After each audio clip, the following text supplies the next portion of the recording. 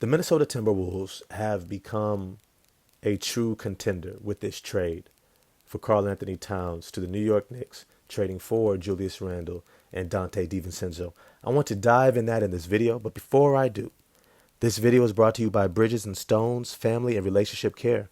If someone you know and care for is struggling with their mental health or relationships, go to bridgesandstones.com and contact them for your free consultation today. One brave act today can create a better tomorrow. And remember, none of us make it alone. The link is in the description box below. Some of y'all know my opinion on Karl Anthony Towns.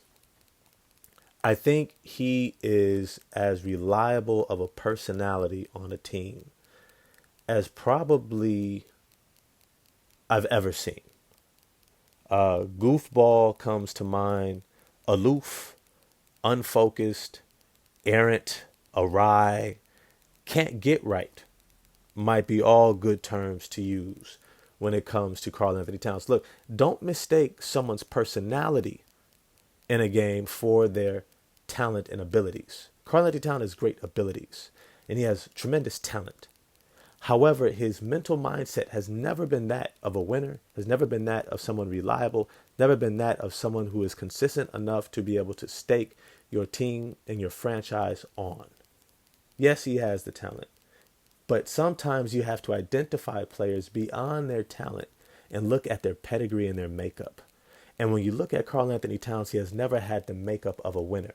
He has never had that determination and focus to be consistent in doing the things that it takes to win, not just doing the things that have been able to get him paid. When they gave him that Supermax contract, it was likely with the understanding at some point we are going to move on from this guy. Yes, we have to retain talent. And look, it brought them back talent that is allowing them to move into contention. And I'm going to get to that. But it's to say that Karl Anthony Towns has never been that major building block that you would have hoped that he would have been. Now, when you fast forward to this current trade, one, the reason why I like Julius Randle over Karl Anthony Towns.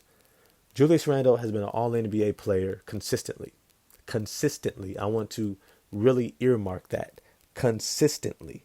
He has played at an extremely high level. He's like at that Pascal Siakam. I like Siakam a little bit more than Julius Randle, even in the playoffs as well.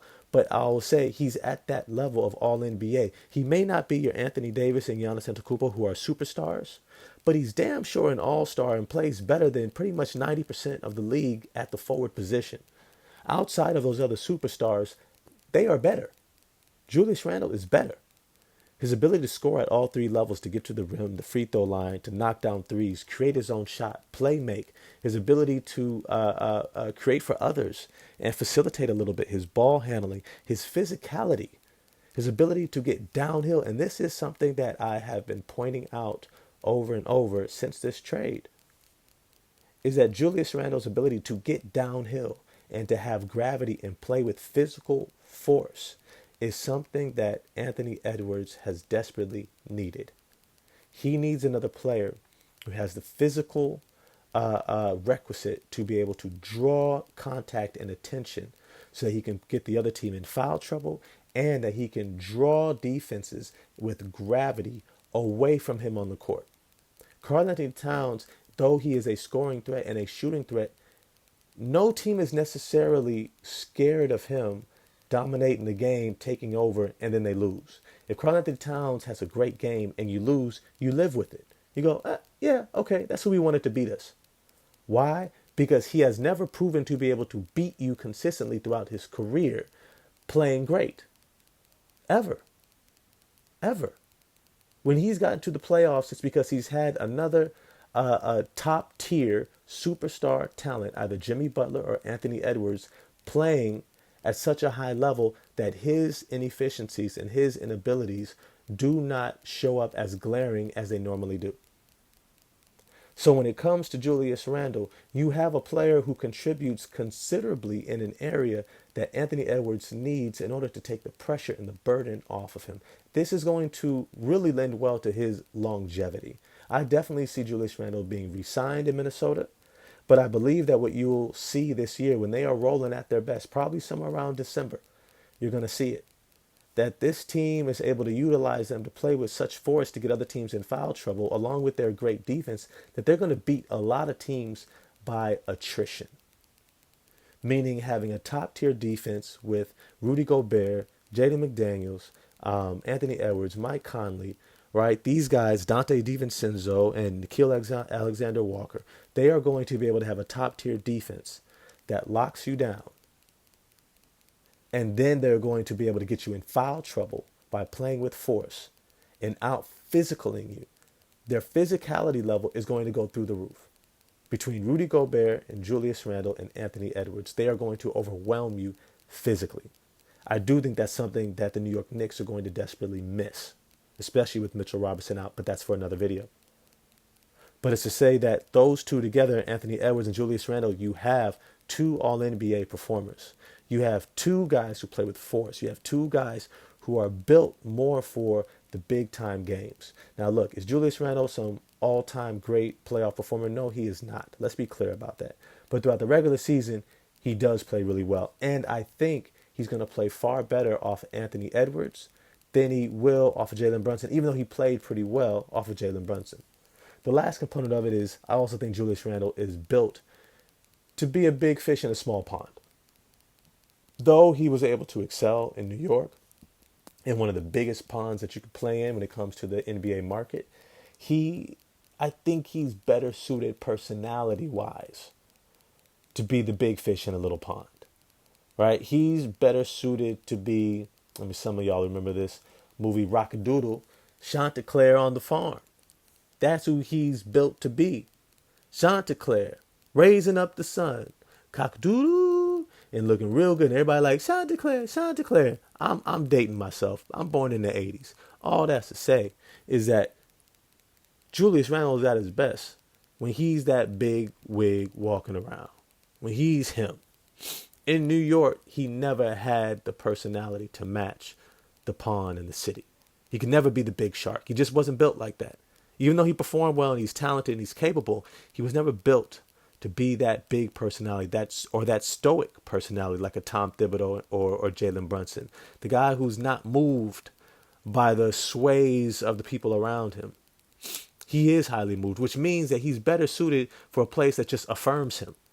That's just grateful that he's there and says, hey, we've never had something like you, and so you are our guy. That is what Julius Randle is in Minnesota. The last component of this is Donte DiVincenzo.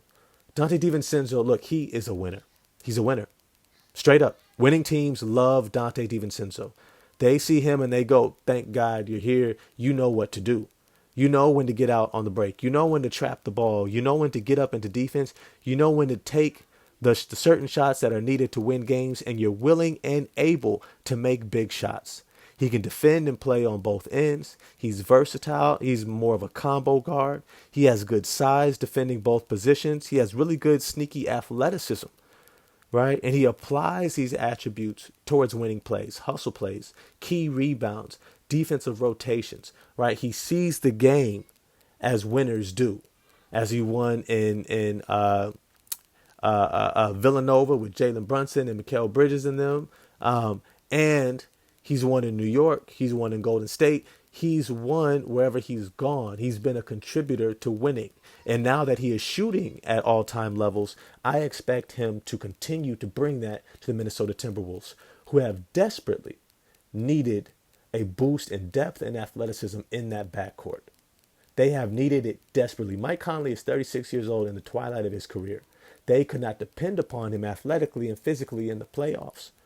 And Nikhil Alexander Walker, for as good as he was, he doesn't really give you that kind of point guard facilitator type role.